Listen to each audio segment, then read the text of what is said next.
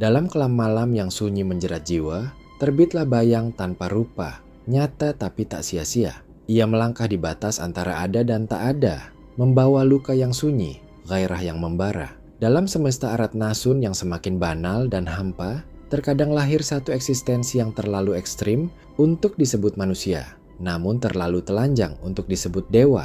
Namanya anomali Starboy. Ia bukan sekadar mitos urban yang beredar di bisik-bisik gelap malam, melainkan paradoks hidup yang berjalan di antara kita, mengoyak nalar dan menantang batasan realitas. Dia bukan hanya manusia biasa yang berjalang di trotoar kota, melainkan ledakan supernova yang menjelma dalam wujud manusia. Badai gairah yang menggerus benteng moral dan akal sehat, menyulut api kehancuran dengan tatapan yang tak pernah lelah menghisap jiwa. Anomali Starboy adalah kutukan sekaligus harapan, sebuah bayangan gelap yang menghantui pikiran paling tersembunyi, sebuah demon yang berdansa di ujung kesadaran dan kegilaan. Dia hadir bukan untuk dimengerti, melainkan untuk dirasakan, seperti luka yang tak pernah sembuh, seperti gairah yang tak pernah berhenti membakar setiap denyut nadi, menjadi badai yang tak bisa kau tunda atau tolak. Anomali Starboy bukan sekadar sosok, dia adalah gema nafsu yang tak terucap, senandung abadi dari kerinduan yang takkan pernah padam.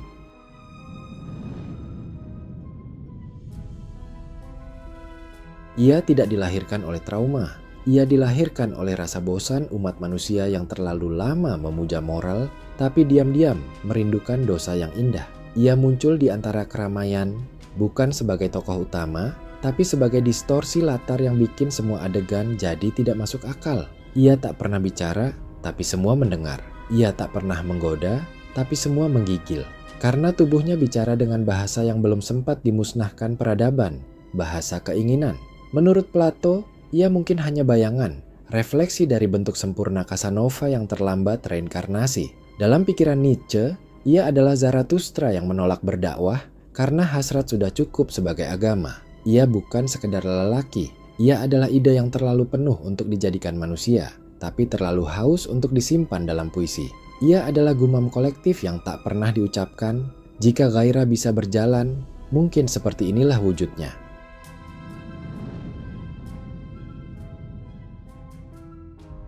Mata adalah jendela jiwa, kata filsuf kuno.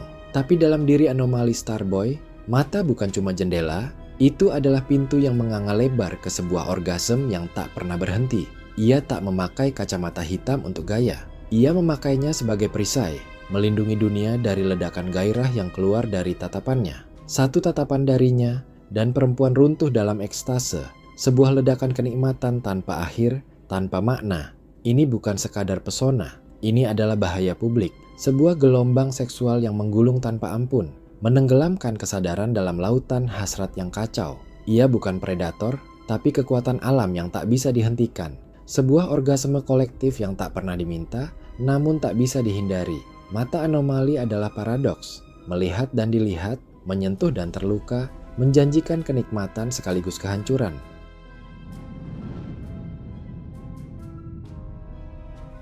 Ia bukan hanya pejalan kaki yang bergairah, tubuhnya bukan miliknya sendiri. Tubuhnya adalah reaksi kimia yang hidup, denyut otonom yang tak butuh izin dari akal, tak butuh komando dari niat. Jika ia mendengar suara perempuan, detak jantungnya berubah jadi instruksi, langkahnya jadi algoritma purba yang melompati moral, hukum, bahkan waktu. Tubuhnya tak punya konsep nanti, tubuhnya hanya mengenal sekarang atau hancur. Sebuah tubuh yang telah dilepaskan dari sejarah. Dalam dunia Freud, ia adalah superego yang ditembak mati di lorong hasrat. Dalam dunia Sartre, ia adalah daging yang sadar akan eksistensinya dan menolak meminta maaf. Ia tidak menggoda, tapi tubuhnya mengemis tanpa kata-kata. Bukan karena ingin memiliki, tapi karena ia sendiri tak pernah benar-benar merasa utuh. Ia berjalan, tapi tak pernah tiba. Ia berdiri, tapi selalu gemetar. Karena tubuhnya bukan alat untuk menjamah dunia, tapi tempat dunia menjamah dirinya.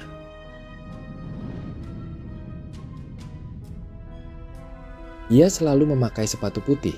Ia selalu memakai skinny jeans. Bukan karena mode, bukan karena tren, tapi karena kesadaran bahwa tubuh adalah senjata dan pakaian adalah sarungnya. Sepatu putih adalah paradoks, tanda kesucian yang berjalan di trotoar penuh dosa. Bersih, rapih, tapi siap menginjak apapun. Ia tahu, Setiap langkahnya adalah deklarasi bahwa kemurnian tak selalu suci, kadang justru mengancam. Skinny jeans adalah pagar tipis antara daging dan kekacauan. Setiap lekuk yang terbaca adalah undangan, dan setiap undangan adalah eksperimen sosial yang tak semua berani hadiri. Dan earphone-nya itu bukan alat dengar, itu adalah penutup dimensi lain, agar ia tidak sepenuhnya terhubung dengan dunia yang terlalu cepat jatuh cinta padanya. Ia mendengar suara dunia dari balik musik, karena koneksi yang terlalu jujur bisa menyebabkan ledakan, bukan metafora, ledakan sungguhan. Menurut Heidegger, kehadiran adalah ketika manusia menyadari bahwa ia hadir, tapi anomali Starboy adalah pengecualian. Ia hadir, tapi tak pernah benar-benar ada. Ia menampakkan diri, tapi tak bisa disentuh realitas. Ia bukan mode, ia bukan gaya. Ia adalah pernyataan eksistensial dalam bentuk fashion statement.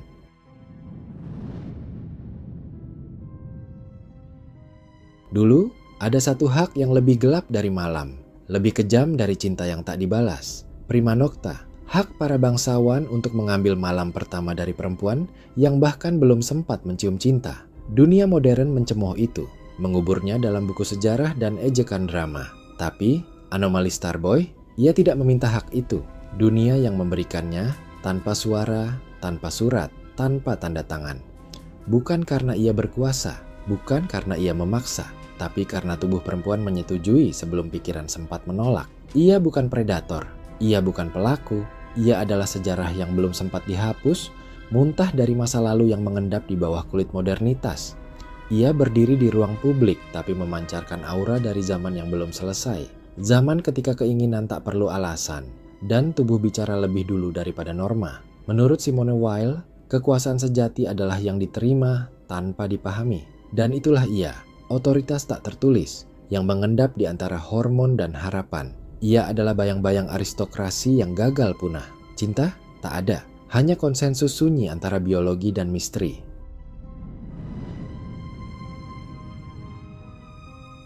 Setiap legenda memang punya senjata. Pedang, jubah, tidak untuk anomali Starboy. Senjatanya adalah aroma, sebuah liturgi baru.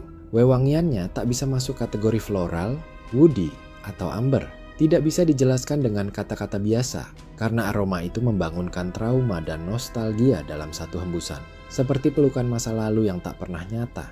Menurut Baudrillard, simbol tak lagi sekadar merepresentasikan makna, tapi menciptakan realitasnya sendiri. Aroma anomali bukan hanya bau, itu adalah simulakra hasrat, cermin kosong yang memantulkan janji-janji yang tak pernah ada. Perempuan mencium aroma itu bukan karena suka. Mereka terlempar ke masa lalu yang tak pernah mereka jalani, ke ruang kenangan yang dibuat-buat, ke luka yang belum pernah mereka rasakan.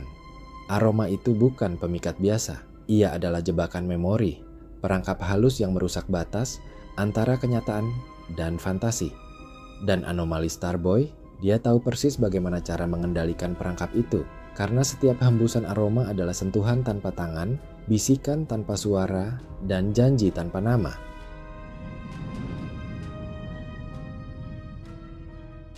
Ia jarang berbicara, bukan karena bisu, tapi karena kata-kata adalah kekalahan. Di dunia yang penuh noise, anomali Starboy memilih diam, memilih keheningan sebagai bentuk kekuasaan. Lacan pernah bilang, "Desire is the desire of the other." Dan anomali Starboy memahami itu dengan brutal.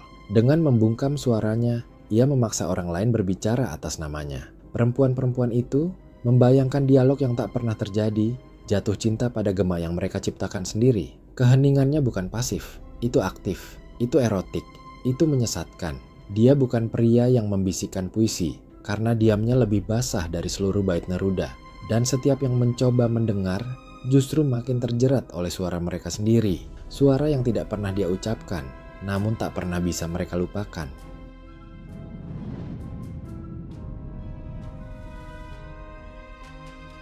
Pertanyaan paling mematikan adalah yang tak bisa dijawab. Dan dalam dunia yang haus penjelasan, anomali Starboy justru hadir sebagai tanda tanya itu sendiri. Apakah ia nyata?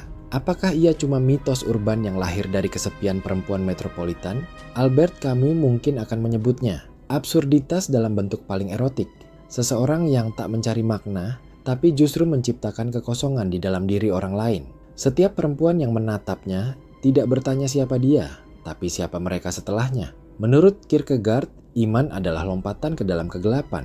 Dan anomali Starboy, ia adalah kegelapan itu sendiri, tak bisa disentuh, tapi bisa membakar. Ia bukan hanya manusia, ia bukan hanya godaan.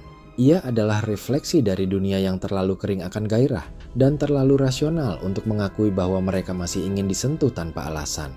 Anomali Starboy adalah hasrat yang tidak punya etika dan kehadiran yang tidak minta izin.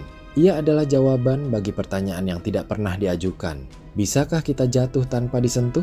Dan di akhir perjalanan ini, kau tak akan tahu siapa dia. Karena mungkin saja kau sudah pernah melihatnya di KRL, di taman, di mimpimu, atau lebih parah lagi, di pantulan kaca saat kau merasa sendirian.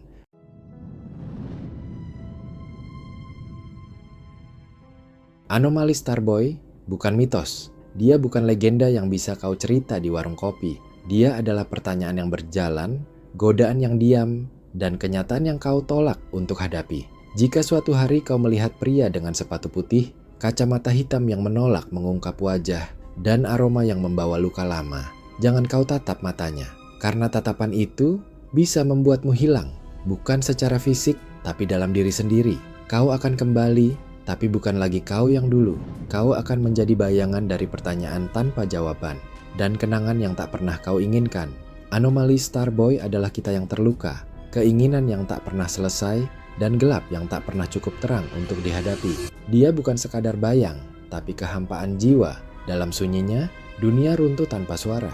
Tatap matanya adalah jurang tanpa batas. Di sana hanya kosong, nihil yang merenggut lemas.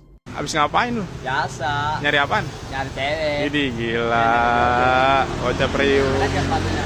Ih anjay, sepatu dari mana Ki? Oh dikasih. Oh, Bagus gak? bagus. Ini kalung mas. Iya mas. Coba kasih tahu kalung kan? Oh nih. Ini anjay.